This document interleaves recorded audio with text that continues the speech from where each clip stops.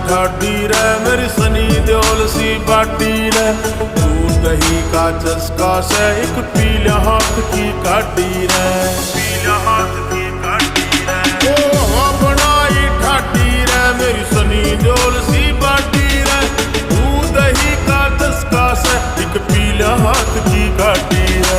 शान कसूती बैठक में आओ के खाट की, शान कसूती बैठक में आओ के खाट की। चौधर पूरी जाट की से चौधर पूरी जाट, चौधर पूरी जाट की से चौधर पूरी जाट।